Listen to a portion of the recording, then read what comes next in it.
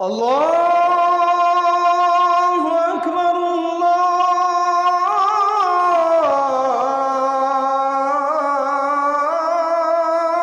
আকবার। আমরা এই কোরআন থেকে আমাদের নিজেদেরকে অনেক দূরে সরিয়ে রাখলাম। আল্লাহ নবীর কাছে কোরআন নাজিল হলো, তিনি এই কোরআন তিলাওয়াত করেছেন, সাহাবীদেরকে শিখিয়েছেন, কোরআনের আলোকে মানুষ তৈরি করেছেন। এতটুকুতে তিনি দায়িত্ব শেষ করেননি। তারপরে এই কোরআন দিয়ে এমন এক সমাজ ব্যবস্থা, এমন এক অর্থ ব্যবস্থা, এমন এক রাষ্ট্র ব্যবস্থা প্রতিষ্ঠা করে গেলেন, যা কিয়ামত পর্যন্ত গোটা পৃথিবীবাসীর জন্য দৃষ্টান্ত হয়ে থাকবে। এমন এক অর্থ সমাজ ব্যবস্থা, রাষ্ট্র ব্যবস্থা কায়েম করে দিলেন, যেই সমাজে কোনো অসভ্যতা, বর্বরতা, সমস্যা, যেই সমাজে কোনো প্রকার সমস্যা আর রইল না। কোরআনের বরকতে সমাজের প্রতিটি সেক্টর বরকতে ভরপুর হয়ে গেল। কোরআনের বরকতে সমাজের প্রত্যেকটা সেক্টর আলোকিত হয়ে গেল। সুবহানাল্লাহ। আচ্ছা, আল্লাহর নবী 10 বছর এই কোরআন দিয়ে কি সমাজ, বিচার ব্যবস্থা, সমাজ ব্যবস্থা, অর্থ ব্যবস্থা, রাষ্ট্র ব্যবস্থা পরিচালনা করেন নাই? আপনারা যারা জবাব দিলেন না, আমার মনে হয় আপনাদের ভিতরে কিছুটা সন্দেহ আছে। কি মনে হয়, আপনাদের সন্দেহ আছে? এই হাজি ক্যাম্প মসজিদের মুসল্লিরা তো এমন নয়। আমি তো এখানে 5 বছর আগে কয়েকবার এসেছিলাম, ভরপুর মুসল্লি দেখেছিলাম, জবাবও প্রাণবন্ত পেয়েছিলাম। মাঝখান থেকে ঘুমাই গেলেন কেমনে আপনারা? ঘুমাই শুনিয়েন না, জরুরি কথাবার্তা বলবো। আল্লাহ নবী সবকিছু কোরআন দিয়েই পরিচালনা করেছেন। কোরআন এসেছে মানুষের কল্যাণের জন্য। জোরে বলেন তো, কোরআন কাদের কল্যাণে নাজিল হয়েছে? মানুষের কল্যাণে নাজিল হয়েছে। কখন আপনি কোরআন থেকে কল্যাণ পাবেন?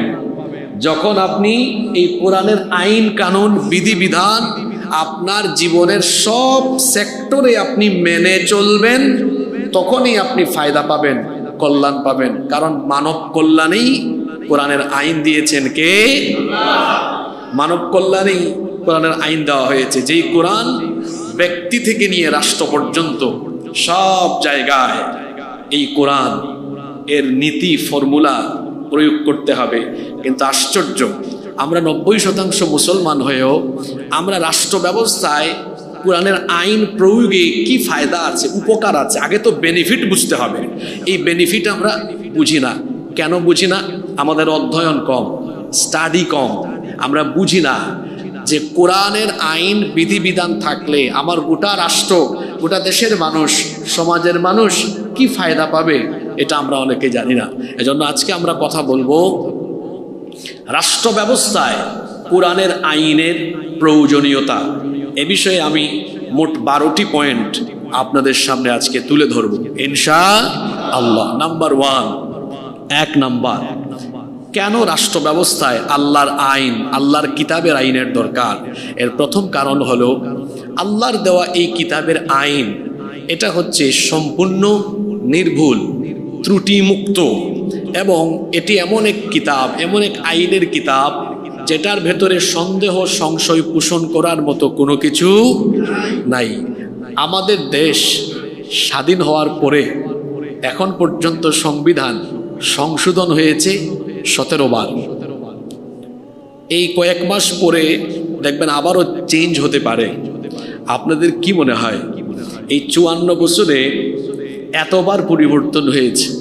যারা সুযোগ পেয়ে যতবার পরিবর্তন, সংযোজন, বিয়োজন বা সংশোধন করে, তারা কি প্রথমে জনগণের কথা চিন্তা করে না নিজেদের কথা চিন্তা করে? বুদ্ধিমান মানুষ আপনারা।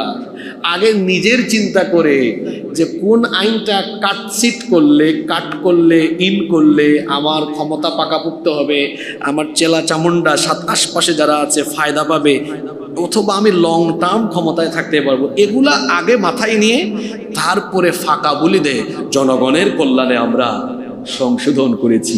আসলে জনগণের কল্যাণে না, এটা নিজের কল্যাণে সে কি করেছে?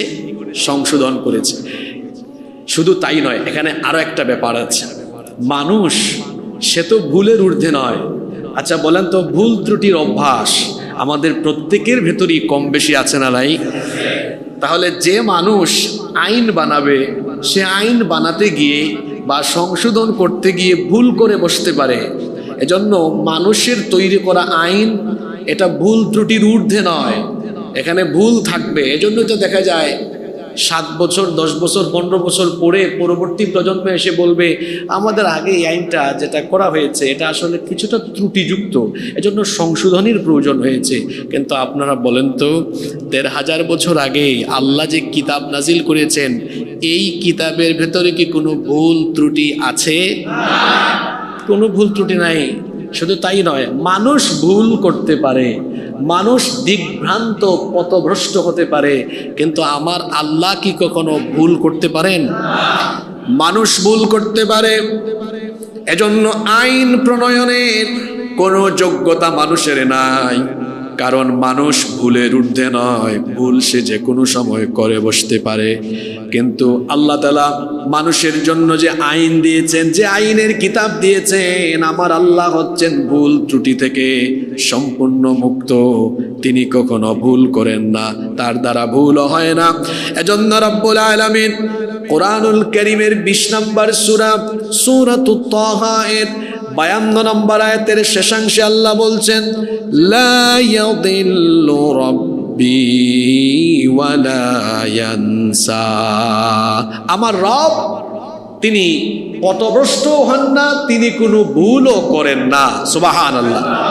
তিনি ভুল ত্রুটি থেকে মুক্ত বলেই তো এমন এক কিতাব দিয়েছেন, যেই কিতাবের শুরুতেই তিনি বলেছেন, বান্দারা শোনো, তোমাদের জন্য এমন এক আইনের কিতাব আমি দিলাম, এর ভেতরে কোনো ধরনের ভুল ত্রুটি নাই।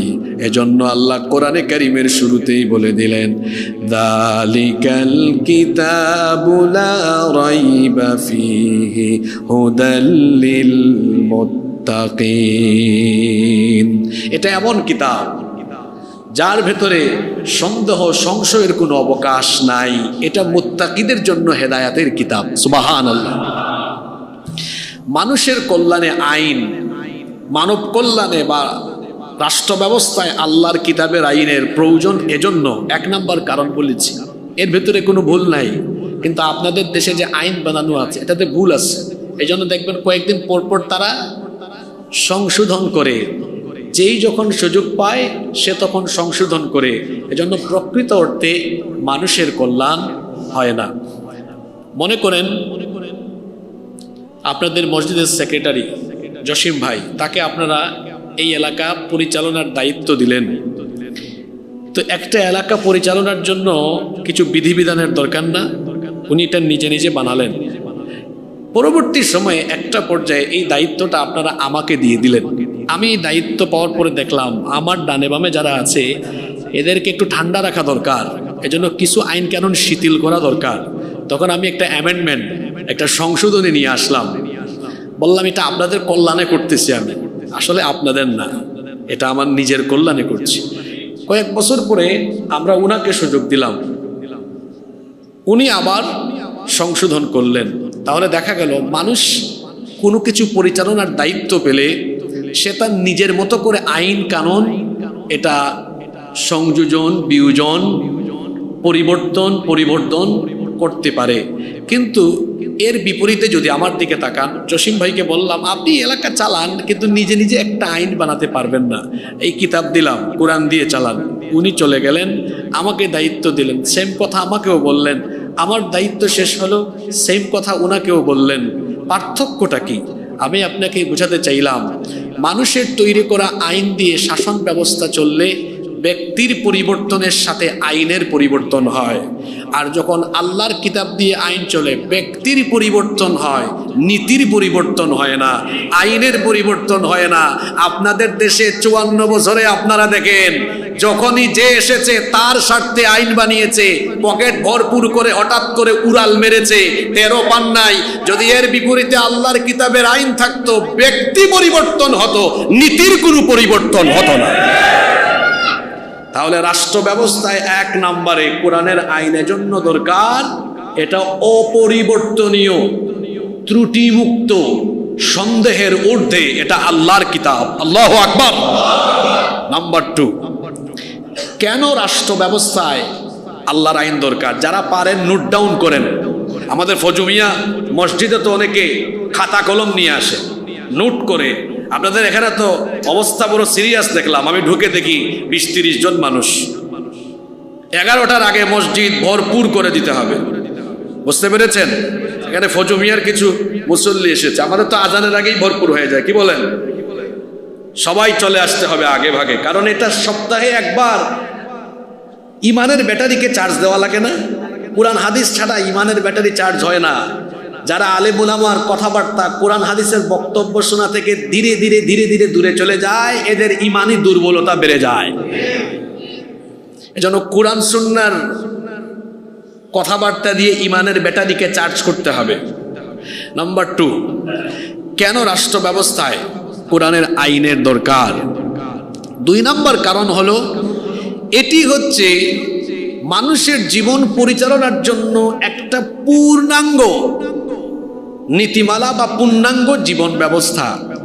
আচ্ছা, জীবন ব্যবস্থা বলতে আপনারা কি বুঝেন? এখানে 2টা শব্দের সংযোগ আছে, একটা হলো জীবন, আরেকটা হলো ব্যবস্থা। জীবন মানে কি? জীবন মানে হলো, মনে করেন এক লোক জন্মগ্রহণ করেছে 1980 সালে, মৃত্যুবরণ করেছে 2024 সালে, তাহলে 1980 থেকে নিয়ে 2024 পর্যন্ত এই সময়ের সমষ্টির নাম হলো জীবন। আর ব্যবস্থা মানে কি? এই মসজিদে নামাজ আদায়ের জন্য একটা পরিবেশ, একটা ব্যবস্থাপনা প্রথমে করতে হয়েছে, ব্যবস্থাপনা লাগে। জীবন ব্যবস্থা মানে হলো জন্ম থেকে নিয়ে মৃত্যু পর্যন্ত আমাদের জীবন চালাবার, পরিচালনার জন্য যা যা দরকার সবকিছুর পূর্ণাঙ্গ ব্যবস্থাপনা যেই কিতাবের ভেতরে আছে, ওই কিতাবের নাম হলো আল কোরআন।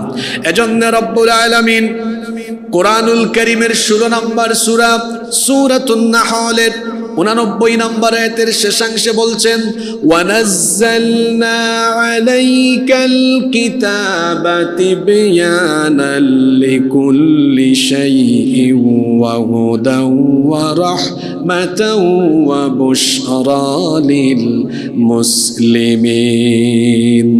আর আমি আপনার কাছে এমন এক কিতাব নাজিল করেছি, তিবয়ানাল লিকুল্লি শাইইন, যেই কিতাবের ভেতরে আমি সব কিছু খুলে খুলে বর্ণনা করেছি।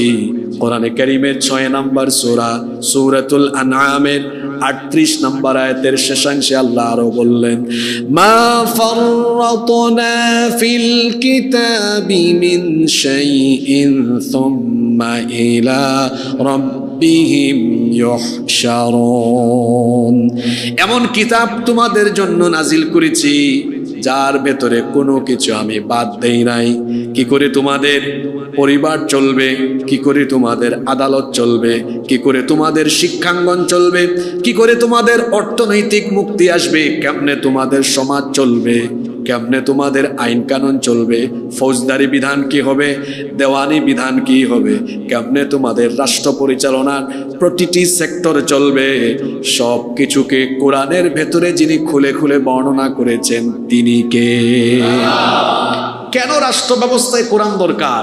কারণ এটা পরিপূর্ণ, পূর্ণাঙ্গ, কমপ্লিট কোড অফ লাইফ, পূর্ণাঙ্গ জীবন বিধান। সুবহানাল্লাহ পড়েন। রাষ্ট্র ব্যবস্থায় কেন আল্লাহর কিতাবের আইন দরকার? 3 নম্বর কারণ হলো, আসলে কোনো জিনিসকে যে বানায় এটা কিভাবে চালাইতে হবে এর দিক নির্দেশনা সেই দিতে পারে। মনে করেন এই মাইক, এটা তো আমি বানাই নাই। এই মাইক কিভাবে চলতে পারে, কিভাবে সেটিং দিলে আওয়াজ স্পষ্ট হবে, কিভাবে সেটিং দিলে সাউন্ডের কি বলে অ্যাডজাস্টমেন্টটা ভালো হবে, এটা কি আমরা সাধারণ মানুষ ভালো জানবো না অপারেটর ভালো জানবে? যারা গাড়ি ব্যবহার করেন, যারা গাড়ি ব্যবহার করেন, মনে করেন জাপান থেকে একটা গাড়ি আসলো, এই গাড়ির যারা বানালো কোন ফাংশন কোন কাজ করবে এটা আমার আপনার মতো আম পাবলিক বুঝবে না যে বানাইছে সে ভালো জানবে? এখন আপনারা বলেন তো, আসমান বানিয়েছেন কে? জমিন বানিয়েছেন কে? আসমান জমিন চালাচ্ছেন কে? কার আইনে চলছে? প্রতিদিন পূর্ব দিক থেকে সূর্য উঠান কে? পশ্চিম দিকে সূর্য ডুবান কে? এই যে মহাবিশ্ব সবকিছু আল্লাহর হুকুমে আল্লাহর বিধিবিধানে চলছে। গাছের পাতাও নড়ছে আল্লাহর আইনে। আসমান জমিন আল্লাহই বানিয়েছেন। মানুষ বানিয়েছেন কে? তো মানুষ বানিয়েছেন আল্লাহ। আর মানুষের জীবন কেমনে চলবে সেটা ভালো জানে অমুক তমুক না আল্লাহ। আপনারা কামটা করছেন কি? আপনাদের জীবন চালাবার জন্য আল্লাহ একটা প্রেসক্রিপশন দিয়েছেন, আপনারা এইটা এক সাইডে রেখে তারপরে মানুষের বানানো আইনকে গ্রহণ করেছেন বলে যুগ যুগ ধরে আপনারা বঞ্চিত, লাঞ্ছিত, অধপতিত, অন্ধকারে নিমজ্জিত, উন্নতি সমৃদ্ধির জায়গা থেকে বহুদূর আপনারা পিছিয়ে আছেন। কারণ আপনারা আল্লাহর দেওয়া প্রেসক্রিপশন ফর্মুলাকে বাদ দিয়ে দিয়েছেন আর মানুষের ফর্মুলাকে গ্রহণ করে নিয়েছেন। মানে ব্যাপারটা হলো এমন, এখানে মাইক নিয়ে আসছে একজন আর সেটিং দেয় আরেকজন। যে এনেছে সেই সেটিং দিবে, তার সেটিং সুন্দর হবে। ঠিক তেমনি মানুষ বানিয়েছেন যিনি, আসমান জমিন বানিয়েছেন যিনি, আসমান জমিন যার, হুকুম বিধান আইনও চলবে তার। কোন নেতা নেত্রীর আইন চলবে না। কিষাণ নেতা, কিষাণ নেত্রী, আসমান জমিন যার, আইনও চলবে। এই সাগর নদ নদী এত সুন্দর, বিশ্ব চরাচর, এটা কি তোমার মতো নেতা নেত্রী বানাইছে যে তোমার আইন চলবে? আমার রব বানিয়েছেন, আমার রবের হুকুমই এখানে চলবে, ঠিক কিনা? মানুষের কল্যাণের জন্যই আল্লাহর আইন। রাষ্ট্র ব্যবস্থায় কেন আল্লাহর আইনের দরকার? 3 নম্বর কারণ বলেছি, কারণ সবই আল্লাহ, এজন্য আইনও চলবে কার? এজন্য আল্লাহ বলেছেন ইনিল হুকমু ইল্লা লিল্লাহ। অর্ডার, হুকুম, আদেশের একমাত্র হক হলো আল্লাহর, তিনি ছাড়া আর কেউ হুকুম করতে পারে না। অন্য আয়াতে আল্লাহ বলেছেন আলা লাহুল খালকু ওয়াল আমর, সৃষ্টি যার, আইনও চলবে। নাম্বার 4, কেন রাষ্ট্র ব্যবস্থায় কোরআনের আইন বা আল্লাহর আইনের দরকার? আল্লাহর আইন ছাড়া যত আইন আছে পৃথিবীতে সব অন্ধকার। জোরে বলেন, সব কি?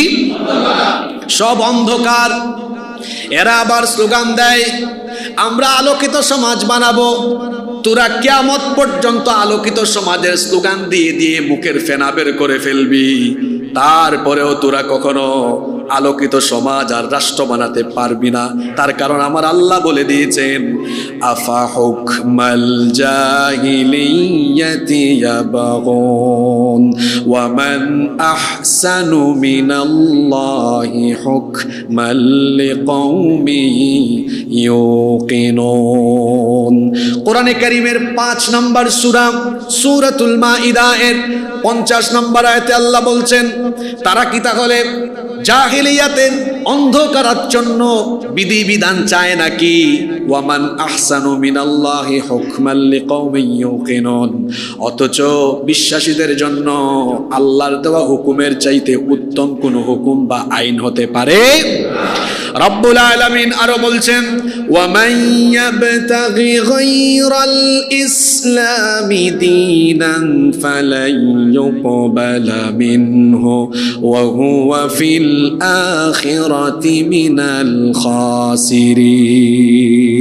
কোরআনে কারীমের 3 নম্বর সূরা সূরা আলে ইমরানের 85 নম্বর আয়াতে আল্লাহ বলছেন যে ইসলাম বাদ দিয়ে অন্য কোন তন্ত্র মন্ত্র পথ আদর্শ তালাশ করবে, এটা তার পক্ষ থেকে গ্রহণ করা হবে না। দুনিয়াও এই লোক ক্ষতিগ্রস্ত হবে, আখিরাতেও ক্ষতিগ্রস্ত হবে। সুজা কথা, এই লোক গুমরাহ পথভ্রষ্ট হয়ে যাবে। কারণ আল্লাহ তাআলা কোরআনে কারীমের 28 নম্বর সূরা সূরাতুল কাসাসের 50 নম্বর আয়াতের শেষাংশে বলেছেন ওয়ামান আযাল্লু মিম্মান ইত্তাবাআ হাওয়াহু বিগাইরি হুদাম মিনাল্লাহ ইন্নাল্লাহা লা ইয়াহদিল কওমায যালিমিন। তার চাইতে গুমরাহ, তার চাইতে বড় পথভ্রষ্ট আর কে হতে পারে, যে আল্লাহর দেওয়া হেদায়াত বাদ দিয়ে, আল্লাহর দেওয়া বিধান বাদ দিয়ে অন্য কোনো বিধানের পিছু নিয়েছে। আল্লাহ বলছেন তার চাইতে বড় গোমরা আর কেউ হতে পারে? গোমরা, পথভ্রষ্ট। কোরআন ছাড়া সমাজ রাষ্ট্রকে আলোকিত করা যায় না। কোরআনের একটা নাম এই জন্য নূর। বলেন কোরআনের একটা নাম কি? কোরআনের একটা নাম নূর। কোরআনের একটা নাম হলো নূর। এজন্য আল্লাহ বলেছেন ওয়া আনজালনা ইলাইকুম নূরাম মুবিনা। কোরআনের 4 নম্বর সূরা সূরাতুন নিসা এর 174 নম্বর আয়াত এটা। আল্লাহ বলেছেন আর আমি আপনার কাছে সুস্পষ্ট নূর, একটি আলোকিত কিতাব দিয়েছি। সূর্য যেভাবে সারা পৃথিবীকে আলোকিত করে, ঠিক তেমনি ভাবে আল্লাহর কিতাব যদি কোনো সমাজ বা রাষ্ট্র পরিচালনার জন্য গ্রহণ করে নেয়, আল্লাহর কোরআনের নীতিমালার মাধ্যমে ওই সমাজ আর রাষ্ট্র এমন আলোকিত হবে, সেই সমাজে কোনো অন্যায়, অপকর্ম, কোনো ধরনের জুলুম থাকবে না। কোরআনের বরকতে গোটা সমাজ আর রাষ্ট্রকে বরকত দিয়ে যিনি ভরপুর করে দিবেন তিনি কে? নাম্বার 5, রাষ্ট্র ব্যবস্থায় কেন আল্লাহর কিতাব কোরআনের আইন দরকার? কারণ কোরআনের আইন যদি রাষ্ট্র আর সমাজে প্রয়োগ না হয়, তাহলে কোরআনের অসংখ্য আয়াত কিতাবের পাতার ভিতরে বন্দী থাকবে। কেমনে বন্দী থাকবে? আচ্ছা, আল্লাহ বলেছেন চোর, সে পুরুষ হোক আর নারী হোক, অপরাধ প্রমাণিত হলে হাত, জোরে বলেন। এই আয়াত কি শুধু তেলাওয়াত আর খতমের জন্য এসেছে? বলেন, খতমের জন্য এসেছে? তাহলে রাষ্ট্রে যদি কোরআনের আইন বাস্তবায়ন একটা আয়াত না, তাহলে চুরির শাস্তি কি, ডাকাতি, জেনা, ব্যভিচার, মদ পান, দেওয়ানি, ফৌজদারি, অসংখ্য আহকামযুক্ত আয়াত দেখা যাবে কিতাবের পৃষ্ঠার ভেতরে বন্দী, এগুলোর প্রয়োগ হচ্ছে না। এত আয়াত, এগুলো কি শুধু কিতাবের পাতার ভিতরে বন্দী থাকা, তেলাওয়াত আর খতমের ভেতরে সীমাবদ্ধ থাকার জন্য নাজিল হয়েছে? আল্লাহ চুরির আয়াত, ডাকাতি, জেনা, ব্যভিচার, ধর্ষণ, অন্যান্য অপরাধের শাস্তি কি হবে, এই আয়াতগুলো তেলাওয়াতের জন্য দেন নাই, যাতে করে এই আয়াতগুলো প্রয়োগ করে আপনার সমাজের চোর, চুট্টা, দুর্নীতিবাজ, লম্পট চরিত্রহীনদের বিচার করে আপনি যেন ন্যায় বিচার, ইনসাফের একটি সমাজ, ইনসাফের একটি রাষ্ট্র কায়েম করেন। এজন্য আল্লাহ এই বিধানগুলো দিয়েছেন। আপনি কি করেছেন? সামনে রমজান মাস আসতেছে, হুজুর পড়েন, পিছন থেকে শুনতেছে, আরে বাপ রে বাপ, কি তেলাওয়াত! এটা কি তেলাওয়াতের জন্য এসেছে শুধু? এটা যেমন একদিকে তেলাওয়াত হলে হৃদয়টা ভরে যায়, আসলে কোরআন তেলাওয়াতে মজাই লাগে, তাই না? কলিজা শান্ত হয়। তেলাওয়াতে যেমন কলিজা ঠান্ডা হয়, তেলাওয়াতে যেমন মন ভরে যায়, ঠিক তেমনি এই তেলাওয়াতের বাস্তবায়ন হলেও আপনাদের মন ভরে যাবে, দিল ভরে যাবে। কোরআনের আইন বাস্তবায়ন হলে একটা মানুষের ভেতরে অশান্তি থাকবে না, সব অশান্তি দূর করে দিবেন কে?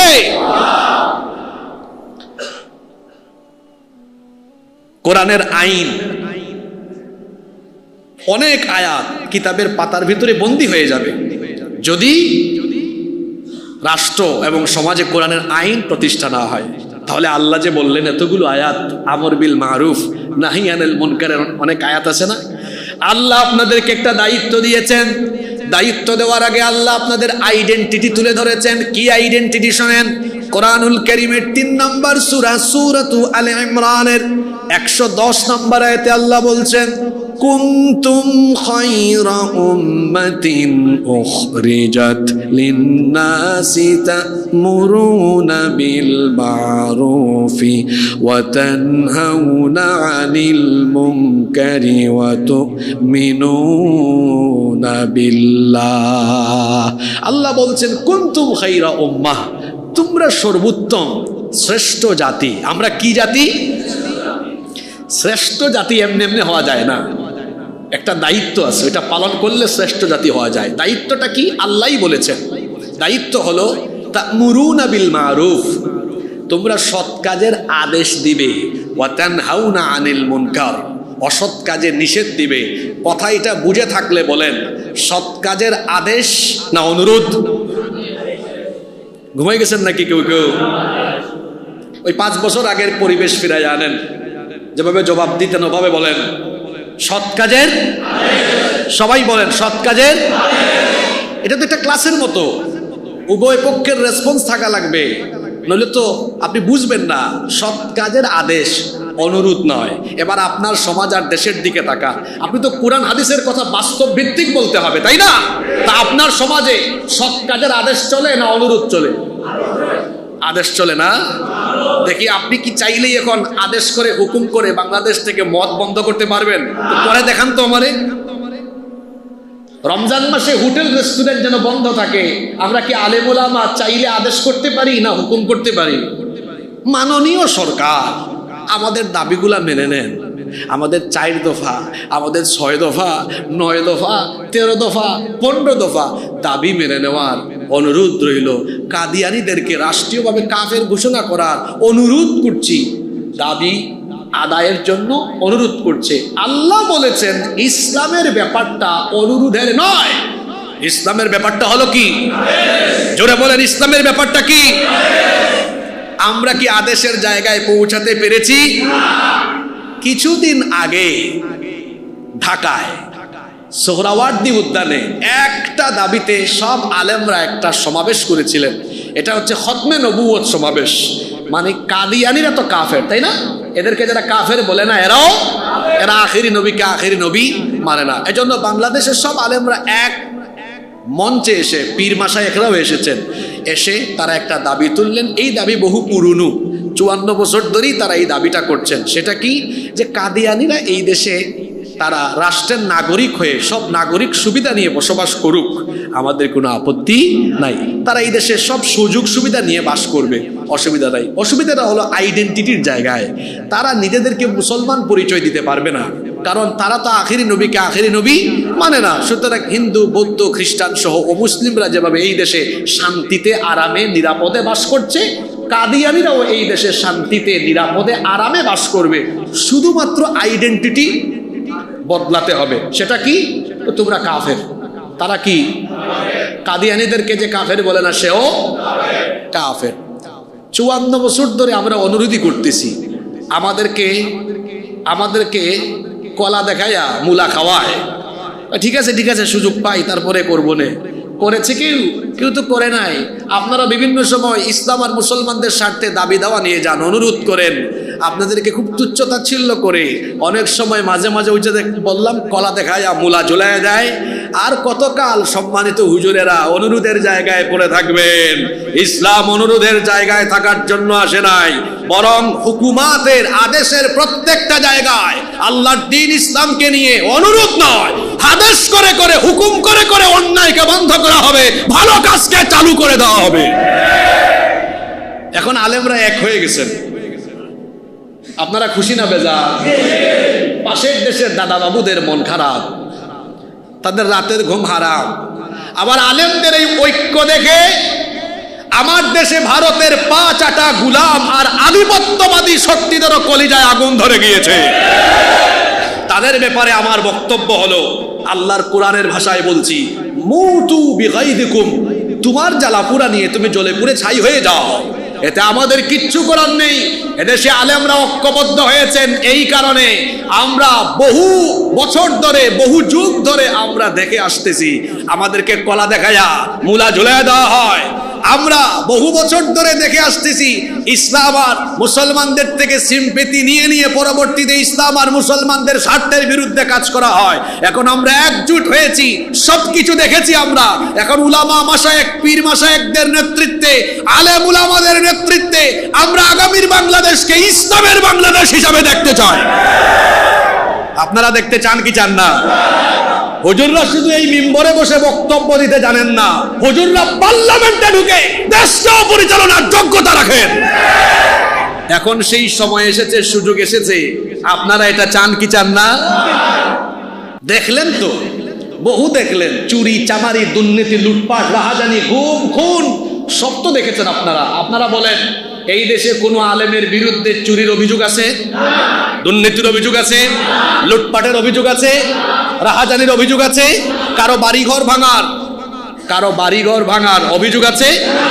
তো আপনারা আর কতকাল বুকার স্বর্গে বসবাস করবেন? যেই মানুষগুলোর ব্যাপারে চুরি ডাকাতি দুর্নীতির হাজারের অভিযোগ নাই, এদেরকেই তো রাষ্ট্র পরিচালনার জায়গাতে এই পরিচ্ছন্ন মানুষদেরকেই দরকার। আল্লাহ এই জাতিকে বোঝার তৌফিক দান করুন। বলছিলাম রাষ্ট্র ব্যবস্থায় কোরআনের আইনের 5 নম্বর প্রয়োজনীয়তা। এটা যদি রাষ্ট্র ব্যবস্থায় না থাকে তাহলে তো কোরআনের অনেক আয়াত কিতাবের পাতার ভিতরে বন্দী হয়ে যাবে, এগুলোর বাস্তবায়ন কোনোদিন হবে না। নাম্বার 6 নম্বর, বাকি পয়েন্টগুলো আগেই বলে রাখি, খুব সেন্সিটিভ, মনোযোগ দিয়ে শুনবেন। 6 নম্বর, রাষ্ট্র ব্যবস্থায় কেন আল্লাহর কিতাব কোরআনের আইন দরকার? 6 নম্বর কারণ হলো মানুষের মধ্যে ন্যায় বিচার সুবিচার যদি আপনি কায়েম করতে চান তাহলে কোরআনের আইনই দরকার। কোরআন ছাড়া মানুষের তৈরি করা আইন দিয়ে আপনি কোনোদিন, আমি চ্যালেঞ্জ করলাম আপনাকে, আপনি কোনোদিন ন্যায় বিচার কায়েম করতে পারবেন না। দেখেন তো, আমাদের দেশ স্বাধীন হয়েছে 54 বছর। এই 54 বছরের মধ্যে 32 বছর 2 আন্টি দেশ চালিয়েছেন, বাকি 22 বছর কয়েকজন কাকু মিলে, কয়েকজন চাচা মিলে চালিয়েছেন। 32 আর 22 হইল কত? 54। এই 54 বছরে সবাই মিলে ঝিলে দেশ চালিয়েছেন আল্লাহর আইনে না মানুষের আইনে? তাদের আদালতগুলোও চলেছে, এখনো তো আদালতগুলো চলছে। আপনাদের দেশের আদালতগুলো ব্রিটিশদের থেকে ধার করা পেনাল কোড দিয়ে, এই আইন দিয়েই চলছে। এতে আপনারা কত লাভবান হয়েছেন, লাভের জায়গাটা দেখাই। নারীরা তো সবচেয়ে বেশি ক্ষমতায় ছিল এই দেশে লম্বা সময়, 32 বছর। এট এ টাইম তারাই প্রধানমন্ত্রী, বিরোধী দলীয় নেত্রী, স্পিকার, স্বরাষ্ট্র, পররাষ্ট্র, শিক্ষা সব নারীদের হাতেই ছিল, কি ছিল না? এত ক্ষমতা পাইয়া তারা তো নারী নির্যাতন, নিপীড়ন, ধর্ষণ বন্ধ করতে পেরেছে? কাকুদের শাসন আমল মিলাইলে সব মিলাইয়া দেখা যায় ধর্ষণ আর কমে নাই। কমছে নাকি? কয়েক মাস আগে মাগুরায় একটা মেয়ে 8 বছর বয়স, তার নামটা যেন কি, আসিয়া, এক পরিবারের 3 নরপিশাচ আমার বোনটির উপরে পাশবিকতা চালায়। কয়েকদিন হাসপাতালে থেকে খুব কষ্ট পেয়ে পেয়ে আমার বোনটা দুনিয়া থেকে চলে যায়। তার কবরে ঘাস উঠে গেছে। আপনারা বলেন, তার ধর্ষণকারীরা এখনো বেঁচে আছে না নাই? আদালতে কার আইন? কি শরম লাগে? শরম লাগে? শরম লাগে বলতে শরম লাগে? বলেন আল্লাহর না মানুষের? আমার দেশে এমন বিশ্ববিদ্যালয় আছে যেখানে ধর্ষণের সেঞ্চুরি হওয়ার পরে ধর্ষককে ফুলের মালা দেওয়া হয়েছে। কি আপনি ঘুমাই গেছেন নাকি? আমি নাম শুদ্ধ বলে দিব একদম। আমার দেশে এমন কিছু ব্যবসায়ী আছে যেই ব্যবসায়ী ধর্ষণের দায়ে অভিযুক্ত, টাকার গরমে আইনকে তার পায়ের তলায় ফেলাইয়া দিয়েছে, কিচ্ছু হয় না। আমার দেশে এমন কিছু রাজনীতিবিদ আছে ধর্ষণের দায়ে অভিযুক্ত, কিন্তু ক্ষমতার ঠেলায় আইনকে তার চেয়ারের নিচে চাপা দিয়ে রেখেছে, কেউ কিচ্ছু করতে পারে নাই। এখন সবাই বলেন, আপনাদের আদালতে আল্লাহর আইন না মানুষের আইন? এ কেমন আইন যে আইন থাকার ফলে ধর্ষিতা কবরে চলে যায়, কবরে ঘাস উঠে যায়, আর ধর্ষক ফুলের মালা পায়, রাস্তাঘাটে সাদা পায়জামা পাঞ্জাবি পরিধান করে তার সাঙ্গ পাঙ্গরা তারে গলায় ফুল দিয়ে তারপরে রাস্তায় 2 হাত নাচায়া নাচায়া হেঁটে বেড়ায়। যেই দেশে এমন আইন থাকে যে আইন থাকার ফলে ধর্ষিতা কবরে যায় আর ধর্ষক বিচিহ্ন দেখায় দেখায় সাদা পাঞ্জাবি পায়জামা পরিধান করে হেঁটে বেড়ায়, এইরকম আইনের মুখে আমরা জুতা নিক্ষেপ করি। কেমন আইন এটা যে ধর্ষিতা কবরে ধর্ষক বেঁচে আছে? এটা কোনো আইন হইল? এই আইনকে আমি লাথি দিয়ে ডাস্টবিনে ফেলে দিলাম। সেখানে যদি আল্লাহর আইন থাকতো, আল্লাহর আইনে ধর্ষকের শাস্তি কি? রজম। তাও এটা গোপনে না, পর্দার আড়ালে না, জনসম্মুখে। আপনারা বলেন, এই দেশে যদি একটা ধর্ষণের বিচার জনসম্মুখে করা হতো, দেশে কোনো চরিত্রহীন আর থাকতো? এক বিচার দেখে তারের মতো সোজা হয়ে যেত। তাহলে বলেন তো, নারীদের ইজ্জত আবরুর নিরাপত্তার জন্য আমার মা বোনদের সিকিউরিটির জন্য মানুষের আইন উত্তম না আল্লাহর আইন উত্তম?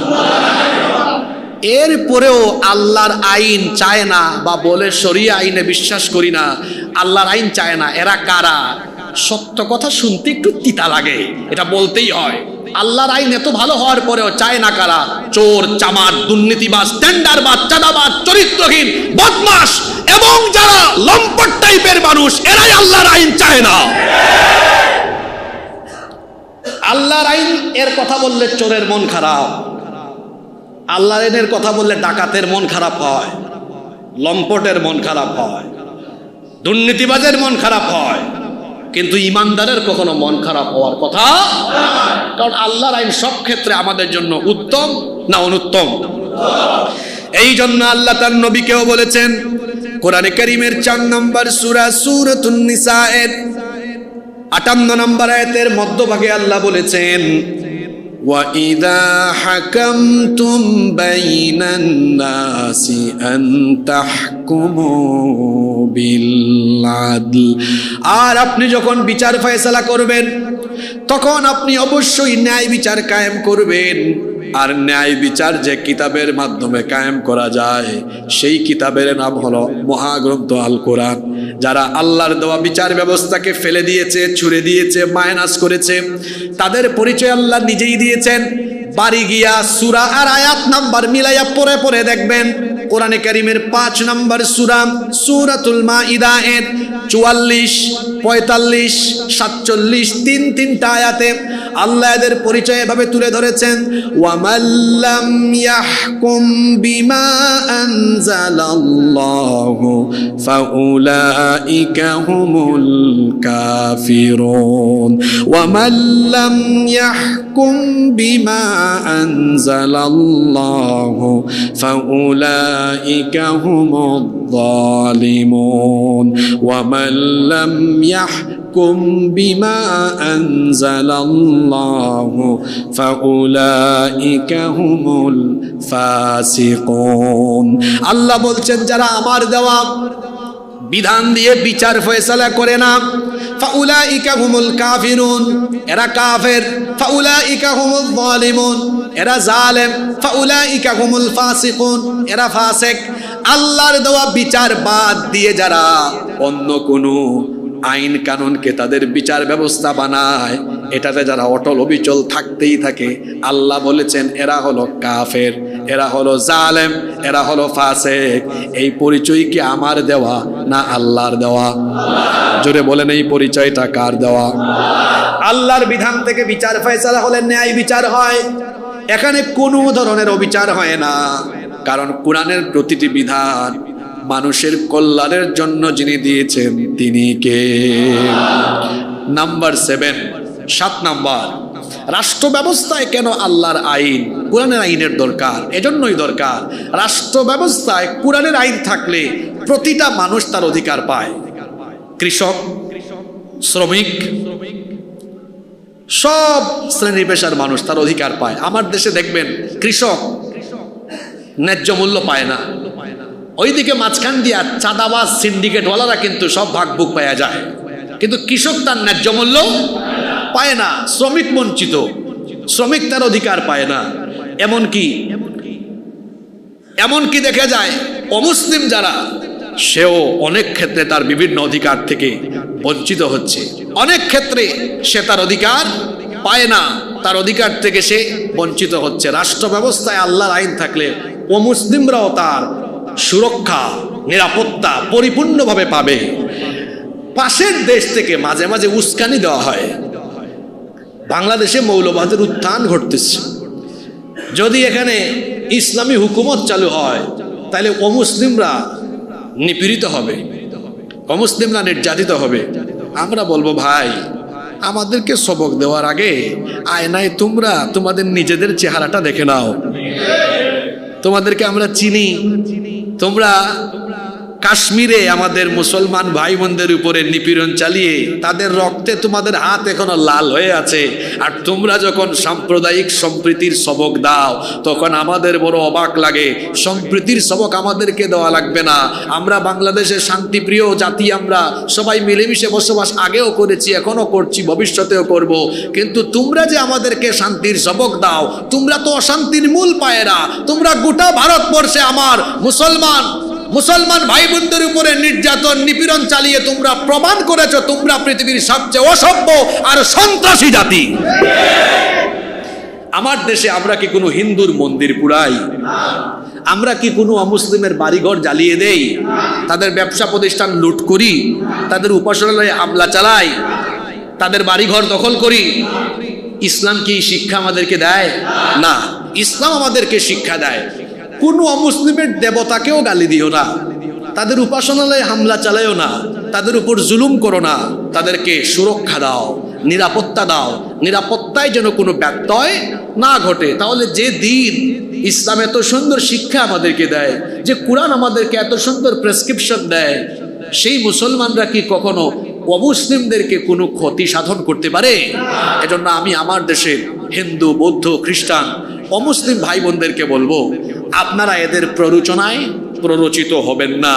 কারণ হলো, মায়ের কোলে শিশু যেমন নিরাপদ, ঠিক তেমনি ভাবে ইসলামী হুকুমতের অধীনে থাকা প্রতিটি মুসলমানের কাছে অমুসলিমরাও সম্পূর্ণ নিরাপদ।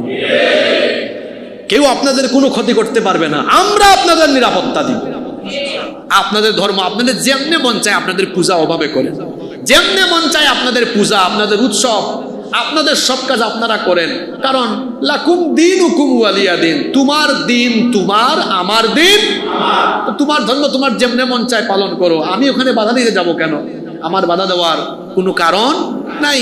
তোমার কাজ তুমি করো, আমার কাজ আমি করি। সুতরাং এদেশে অমুসলিম যারা আছে ভাই, আপনারা আপনাদের উপাসনা, পূজা অর্চনা, আপনাদের কাজ কারবার, ব্যবসা বাণিজ্য সব আপনারা নিরাপদে করেন। আপনাদের নিরাপত্তার জন্য মুসলমানরা প্রয়োজনে আপনাদেরকে সহযোগিতা করবে। আমাদের দ্বারা কখনো আপনাদের কোনো ক্ষতি হবে না, কারণ শত শত হাজার বছরের অতীত ইতিহাস প্রমাণ করে আমাদের দ্বারা কখনো কারো কোনো ক্ষতি হয় নাই। পাশের দেশের দাদারা আজকে যে উল্টাপাল্টা কথা বলে, ব্যাককলের দল। এই ভারতবর্ষ সুদীর্ঘ সময় 800 বছর আমার পূর্বপুরুষ মুসলমানরা শাসন করেছে। আমরা কি কখনো কোনো মন্দির পুড়িয়েছি, দখল করেছি? বরং আজকে যারা মুসলমানদেরকে মৌলবাদ বলে বলে, মুসলমানদেরকে আজকে যারা জঙ্গিবাদ বলে বলে, মুসলমানদেরকে যারা পৃথিবীতে সন্ত্রাসী পরিচয় করিয়ে দিতে চাও, সেই দাদাদেরকে বলতে চাই, তোমরা যে কি জাতের কুখ্যাত সন্ত্রাস এটা তো আমরা জানি। আমার পূর্বপুরুষ মুসলমান শাসকরা 800 বছর ভারত পরিচালনা করলো, শাসন করলো, একটা মন্দিরও দখল করলো না। 1947 থেকে ব্রিটিশরা চলে যাওয়ার পর থেকে 2025 এই 74-75 বছর ধরে তোমরা হিন্দুরা ভারত পরিচালনা করো। এই 74-75 বছরে তোমাদের রেকর্ড কিন্তু ভালো না। তোমরা আমাদের শত শত বছরের ঐতিহ্য বাবরি মসজিদ দখল করে রাম মন্দির বানিয়ে পৃথিবীর 200 কোটি মুসলমানদের কলিজায় আগুন লাগিয়ে দিয়েছো। তোমরা আমাদেরকে সভ্যতা সবক দাও, আয়নায় নিজেদের চেহারা দেখো। আমাদের পূর্বপুরুষরা কোনো অমুসলিমের উপাসনালয় দখল করেনি, আমরা করছি না, কেউ কোনোদিন করব। আয়নায় নিজেদের চেহারা দেখো। বাংলাদেশে সাম্প্রদায়িক সম্প্রীতি এটা আমরা ধরে রাখবো। হিন্দু, বৌদ্ধ, খ্রিস্টান, মুসলমান সব আমরা মিলেমিশে আছি, মিলেমিশেই থাকবো। আমাদের এই সম্প্রীতির ভেতরে কোনো অপশক্তি ফাটল ধরাতে পারবে। তাহলে 7 নম্বর বলছিলাম, রাষ্ট্র ব্যবস্থায় আল্লাহর আইনের জন্য দরকার। আল্লাহর আইন থাকলে সব ধর্ম বর্ণের মানুষও নিরাপদে শান্তিতে থাকবে, কারো কোনো অসুবিধা হবে। 8 নম্বর, আল্লাহর আইন রাষ্ট্র ব্যবস্থা এই জন্য দরকার, মানুষের মত প্রকাশের স্বাধীনতা থাকবে। মত প্রকাশের স্বাধীনতা থাকবে, বাক স্বাধীনতা কেড়ে নেওয়া হবে না। আল্লাহর আইনের পরিবর্তে মানুষের আইন যে সমাজে চলে, বেশিরভাগ জায়গায় দেখবেন বাক স্বাধীনতা কেড়ে নেওয়া হয়। কিচ্ছু বলতে পারবেন না, আপনি কিচ্ছু বলতে পারবেন না, বললেই হামলা মামলা, গুম খুন, কত কিছু হয়।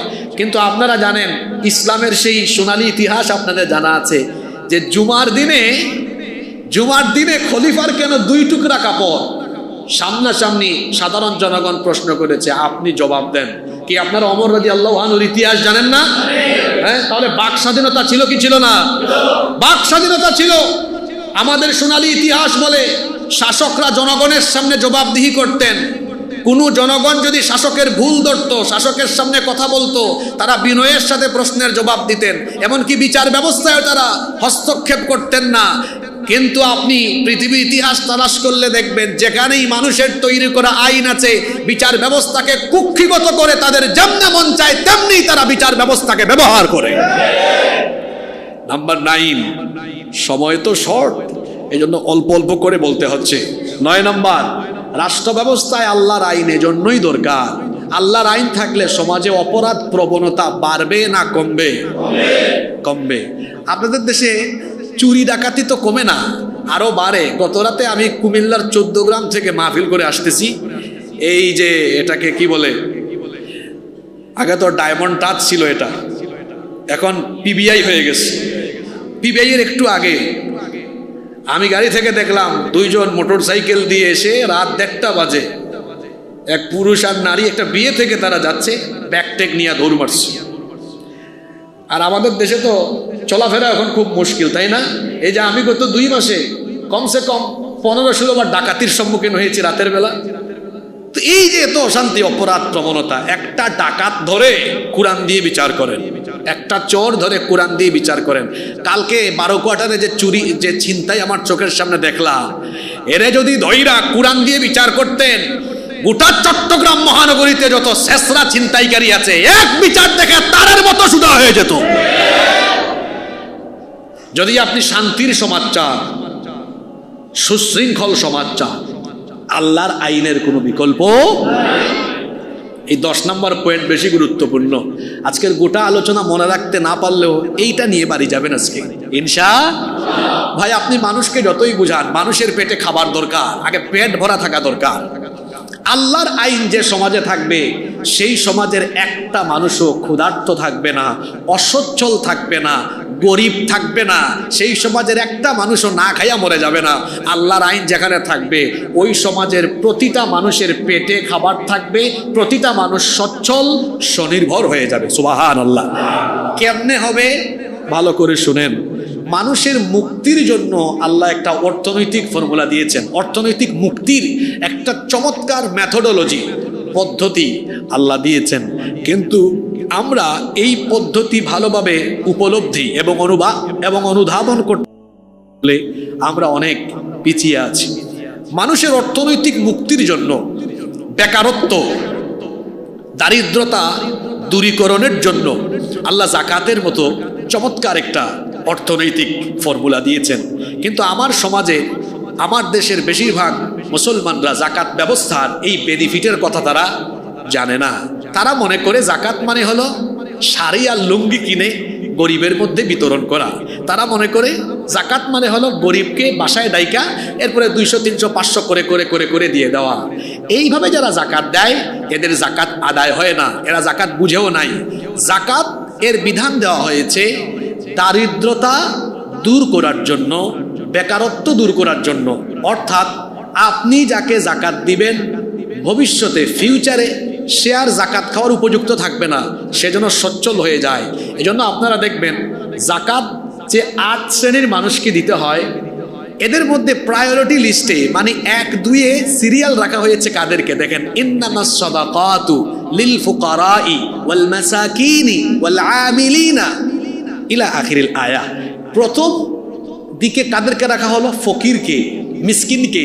কারণ আমাদের সমাজে এরাই নিঃস্ব, এরা অভাবী, এরা ঠিকমতো খাইতে পারে না, সংসার চালাইতে পারে না। এই জন্য 1 আর 2-এ এদেরকে আল্লাহ কেন রেখেছেন? যাতে করে একটা বৈষম্যহীন সমাজ প্রতিষ্ঠা হয়। ইসলাম এমন সমাজ চায় যেখানে সবার পেটে খাবার থাকবে। এমন হবে না যে একজন 3 বেলা খাবে আর একজন 1 বেলা খাইতে পারে না, এমন সমাজ হবে না। বরং এমন সমাজ হবে সবার পেটে খাবার থাকবে, সবার মধ্যে যেন সচ্ছলতা থাকে। এজন্য ইসলাম যাকাতের মতো এত সুন্দর একটা অর্থনৈতিক ফর্মুলা দিয়ে প্রায়োরিটি লিস্টে 1 এবং 2-এ এদেরকে রেখে দিল কেন?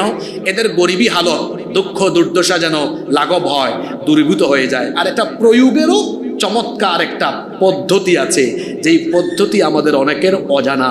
আসুন ছোট এবং বড় 2টা উদাহরণ দিয়ে বুঝাই। মনে করেন এই হাজি ক্যাম্প শাহজি মসজিদ, এই মসজিদের যত মানে যে সকল ঘর নিয়ে বা যে পরিমাণ এলাকা নিয়ে এই মসজিদ ভিত্তিক সমাজ থাকে না আমাদের, যে সমাজটা গঠিত, মসজিদ থেকে একটা সিদ্ধান্ত হলো যে আমাদের সমাজের যাদের উপর জাকাত ফরজ নেশাব পরিমাণ মাল আছে, এদের সবার জাকাতের টাকাটা আমরা এই বছর এক জায়গায় করব। এবার তারা এক জায়গায় করে দেখলেন এর পরিমাণ দাঁড়ালো 2 লক্ষ টাকা। কত লক্ষ টাকা? এই 2 লক্ষ টাকা আপনারা চাইলে জন প্রতি 500 করে দিয়ে সর্বমোট 400 জন মানুষকে আপনারা বিতরণ করতে পারবেন। কিন্তু এই 400 জন মানুষকে 500 করে টাকা দিলে এরা কি ধনী হয়ে যাবে? এক বেলা খাবে, পরের বেলা আবার ক্ষুধার্তই থেকে যাবে। কিন্তু এর বিকল্প হিসাবে আপনারা যদি 400 জন মানুষকে 2 লক্ষ টাকা না দিয়ে এই এলাকার একজন বিধবা বোনকে একটা সেলাই মেশিন কিনে দিলেন, আরেকটা পরিবার বড় অসচ্ছল, পরিবার চলে না, এই পরিবারের একটা ছেলেকে একটা রিক্সা কিনে দিলেন, আরেকটা ছেলেকে একটা কুটির শিল্পে লাগিয়ে দিলেন, আরেকজনকে একটা ছোট্ট টঙের দোকান করে দিলেন, এরকম 2 লক্ষ টাকা যদি 400 জনকে না দিয়ে 3-4 জনের বেকারত্ব লাঘবে দিয়ে দেন, এই 3-4 জন মানুষ কি আগামী বছর আর জাকাত খাওয়ার উপযুক্ত থাকবে? এটা তো আপনার ছোট্ট এলাকা দিয়ে আমি উদাহরণ দিলাম। এবার আসেন 90% মুসলমানের মধ্যে যাদের উপর জাকাত ফরজ, এখন যদি দেশে একটা জাকাত মিনিস্ট্রি, জাকাত মন্ত্রণালয় হয়, ইসলামী অর্থনীতিতে বিশেষজ্ঞ উলামা দ্বারা সেই মন্ত্রণালয় পরিচালিত হয়, তাহলে সারা দেশের মুসলমানদের সম্পদের হিসাব সরকারের কাছেই থাকবে। শুধুমাত্র যাদের উপর জাকাত ফরজ, বছর শেষে মোবাইলে মেসেজ আসবে, মিস্টার অমুক এই বছর আপনার এত টাকা জাকাত এসেছে, আপনার পার্শ্ববর্তী সংশ্লিষ্ট অফিসে বা অমুক জায়গায় গিয়ে টাকাটা জমা করেন। এখন সারা দেশের মুসলমানদের মানে যাদের উপর জাকাত ফরজ আর কি, তাদের টাকাটা জমা হইলো কয় জায়গায়? এক জায়গায়। মনে করেন অ্যামাউন্ট কম ধরে বুঝতে সুবিধা হবে, মনে করেন এর পরিমাণ হলো 140,000 কোটি টাকা। একটা দেশের জন্য কি এই অ্যামাউন্টটা খুব বড় নাকি? না না না, এটা আপনাদের চট্টগ্রাম বিভাগের মানুষ যে পরিমাণ ধনী, চট্টগ্রাম দিয়েই টাকা বার হবে। আমি এটা ধরে নিলাম 140,000 কোটি টাকা। এখন দেখেন এই টাকাটা দিয়ে আপনি কিভাবে বেকারত্ব দূর করতে পারেন। 140,000 কোটি টাকা সরকারের কুশাগারে জমা। এবার আমি বললাম, আমি মানে সরকার বলল যে 70 লক্ষ বেকার, 64 ডিস্ট্রিক্ট থেকে 70 লক্ষ বেকারের একটা তালিকা করো। কত লক্ষ বেকার? 70 লক্ষ বেকারের একটা তালিকা করে এদেরকে ধাপে ধাপে ঢাকায় নিয়ে প্রত্যেকের হাতে 2 লাখ টাকার চেক দেওয়া হলো। ধরো বেকার আসো, 2 লাখ টাকা নাও, হাঁসের খামার করো, যাও মুরগির খামার করো, যাও বিদেশ চলে যাও, যাও তুমি এটা করো ওইটা করো। ওই দিনাজপুরের মানুষ, ওইখানে ধান বেশি হয়, যাও 2 লাখ টাকা দিয়ে 2-3টা গরু কিনে, হালের বলদ কিনে চাষাবাদ করো। আপনি যারে যে অঞ্চলে যেটা আছে ওই কাজে লাগাই দিলেন। তাহলে এই 140,000 কোটি টাকা 70 লক্ষকে বন্টন করছেন, প্রত্যেককে কত করে? ক্যালকুলেটর মেরে দেখেন, 70 লক্ষ গুণ 2 লক্ষ সমান হয় 140,000 কোটি টাকা। এই ফর্মুলাটা আমার না আল্লাহর? জোরে বলেন কার? তাহলে আল্লাহর দেওয়া ফর্মুলার ভিত্তিতে দেখা যাচ্ছে 1 বছরে কত লক্ষ যুবকের কর্মসংস্থান হলো? সবাই বলেন না কেন? এদিক থেকে বললেন না কেন? কত লক্ষ? 70 লক্ষ। এবার বলেন দেখি, এই ফর্মুলা যদি চলতেই থাকে, আপনাদের দেশে 10 বছর পরে একজন ক্ষুধার্ত, না খাওয়া, অসচ্ছল মানুষ, গরিব মানুষ আর থাকবে? সমস্যাটা কি আপনাদের? 54 বছর ধরে আপনার দেশে এখনো না খায়া রাস্তায় মানুষ ডাস্টবিন থেকে খাবার নেয়, এখনো খাবারের অভাবে মানুষের কাছে হাত পাতে, অন্যদিকে রাস্তায় জনসভা হয়, নেতা বক্তৃতা দেয়। আমাদেরকে সুযোগ দেয়, আমরা সুযোগ পেলে ক্ষুধা মুক্ত, দারিদ্রতা মুক্ত বাংলাদেশ গড়ব। হ্যাঁ, সুযোগ পাইলে 5 বছরে তার নিজের ক্ষুধাই মিটাইতে পারে না, সে বলে মানুষের ক্ষুধা মিটাবে। সুতরাং আর কতকাল এভাবে আপনারা ভুলে পড়ে থাকবেন? এরা ক্ষুধা মুক্ত, দারিদ্রতা মুক্ত বাংলাদেশ বানাতে পারেনি। আমি চ্যালেঞ্জ করলাম, এরা তাদের নেতা নেত্রীর বানানো আইন দিয়ে কোনোদিন ক্ষুধামুক্ত, দারিদ্রতা মুক্ত বাংলাদেশ বানাতে পারবে না। আমি তো দায়িত্ব নিয়ে বলতে পারি, আলেমদেরকে দায়িত্ব দেন, 10 বছরে আমরা ক্ষুধামুক্ত বাংলাদেশ বানায় দিব। দায়িত্ব দেন, বললাম তো, চ্যালেঞ্জ করে বললাম, 10 বছরে দারিদ্রতা মুক্ত বাংলাদেশ আমরা বানায় দিব। কেন? আমরা রাষ্ট্র থেকে দূরে থেকেও আমাদের কাজ কারবার দেখেন না আপনারা? বাংলাদেশে কিছু আলেম আছেন যারা ফাউন্ডেশন ভিত্তিক, ট্রাস্ট ভিত্তিক, অর্গানাইজেশন ভিত্তিক কাজ করেন, অনেক সুন্দর সুন্দর কাজ করেন, আছেন না? জাকাত নিয়ে দেখছেন রিক্সা কিনে দেয়, সেলাই মেশিন দেয়, হ্যাঁ, বিদেশ পাঠায় দেয়, দোকান করে দেয়, দেখছেন কিনা? হ্যাঁ, এদেশের আলেমরা জনগণের থেকে পয়সা নিয়ে জনগণের কাছে দেয়, রাস্তার ধারে দাঁড়ায় জনসভা করে, যারা মানুষের উন্নয়নের কথা বলে এরা জনগণের পকেটের টাকা নিয়ে নিজের উদর পূর্তি করে, আর বিদেশে তারা বাড়ি গাড়ি করে। সময় এসেছে বদলানোর, বদলে যাওয়ার, বদলে দেওয়ার, বদলে যাওয়া বদলে দেওয়ার সময় এসেছে। সুতরাং আমরা আমাদের হুজুরদেরকে মনে করে এরা শুধু ওয়াজই জানে, নামাজ পড়াইতে জানে, এরা অর্থনীতি বুঝে না। তোমাদের চেয়ে অর্থনীতি ভালো আমরা বুঝি। বাংলাদেশে এখন দেখবেন অনেক আলেম ওলামারা অর্থনৈতিক সেক্টরকেও নেতৃত্ব দিচ্ছেন, ব্যবসা বাণিজ্য উদ্যোক্তা আছেন না অনেকে? আমার দেশে সম্পদের অভাব নাই, আছে ভালো মানুষের অভাব। ড্রাইভার ভালো থাকা লাগে। একটা গাড়িতে 40 জন প্যাসেঞ্জার, বাস, বড় বাস, আর ড্রাইভার কয়জন? একজন। এখন 40 জন প্যাসেঞ্জার, এরা সবাই গাঁজা খাইছে, কিন্তু ড্রাইভার গাঁজা খায় নাই। তো গাড়িটা রাস্তায় থাকবে, কারণ ড্রাইভারের মাথা এখনো ঠিক আছে, প্যাসেঞ্জারের মাথা যেদিকেই যাক। কিন্তু যদি ওই গাড়ির প্যাসেঞ্জার গাঁজা না খায়, গাঁজা খায় ড্রাইভার, তাইলে গাড়ি কি রাস্তায় থাকবে?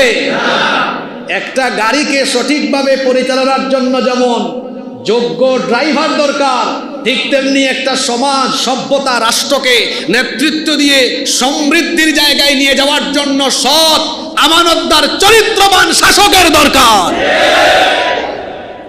এই জন্য ওই জায়গায় পরিবর্তন আনতে হবে।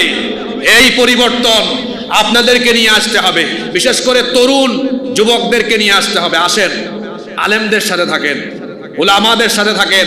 কথায় আছে, সৎসঙ্গে স্বর্গবাস, অসৎসঙ্গে। এক লোক আতরের দোকানে ঢুকে আতর কিনে নাই, 10 মিনিট ছিল, গায়ে আতরের গন্ধ হবে কি হবে না? আরেক লোক বিড়ি খায় না, রাস্তায় এক বিড়ি ঘুরের সাথে কুলাকুলি করছে, শরীরে বিড়ির গন্ধ হবে কি হবে না? হবে। কথা দিয়ে কি বুঝাতে চাইলাম?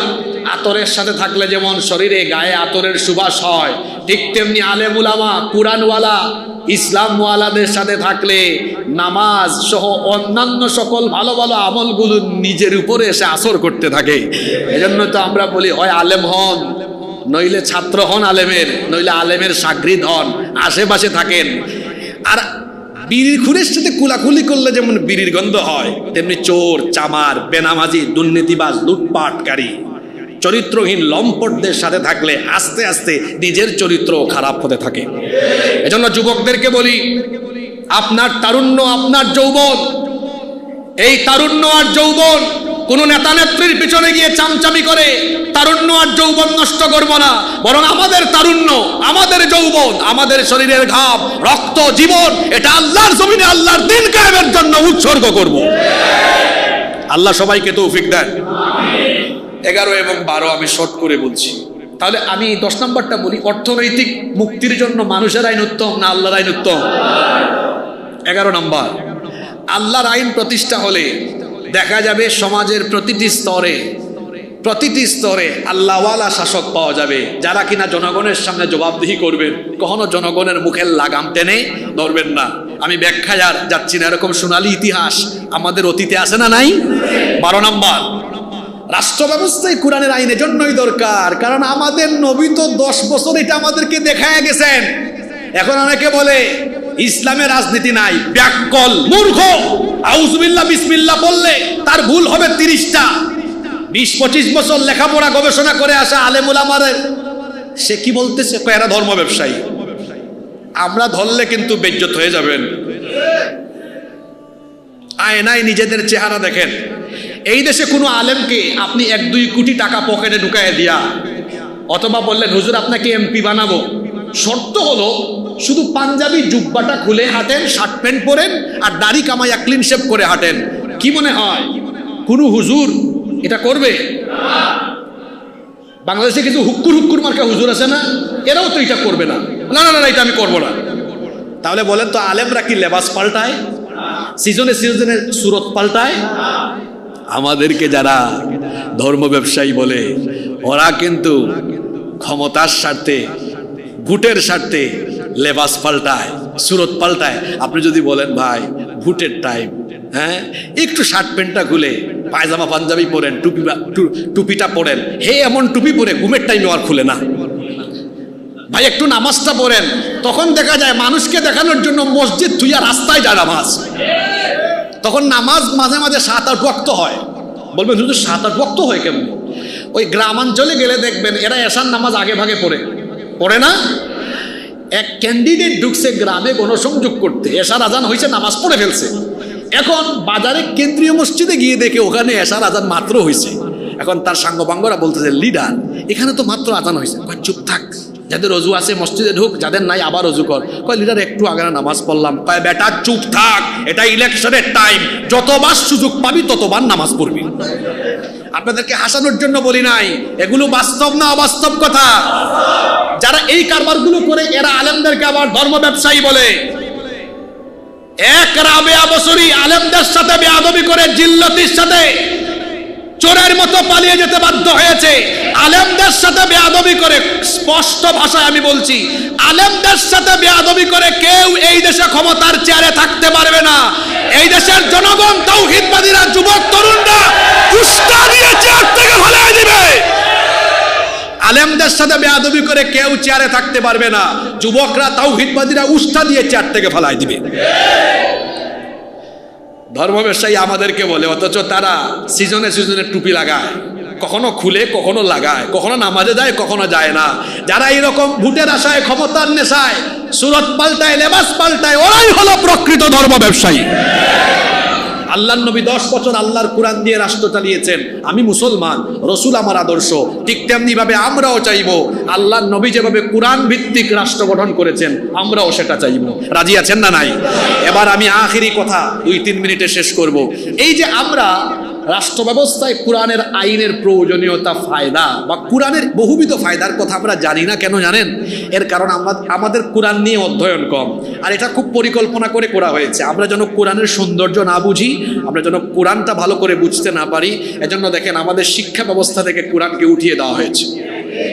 আপনাদের দেশের স্কুল কলেজে কোরআন আছে নাকি? হাদিস আছে? নাই। শিক্ষা ব্যবস্থায় এখন মারাত্মক দশা। শেষে আমি শিক্ষা ব্যবস্থা দিয়ে শেষ করতেছি। এই জন্য এখন কোন মাস? ডিসেম্বর মাস। আপনাদের বাচ্চারা বার্ষিক পরীক্ষা দিচ্ছে। এই যে জানুয়ারি মাসে বাচ্চাদেরকে নতুন প্রতিষ্ঠানে আপনাদেরকে ভর্তি করাতে হবে। অথবা অনেকের সন্তান হয়েছে 4-5 বছর, এই বছর থেকে শুরু হবে না? সতর্ক থাকতে হবে।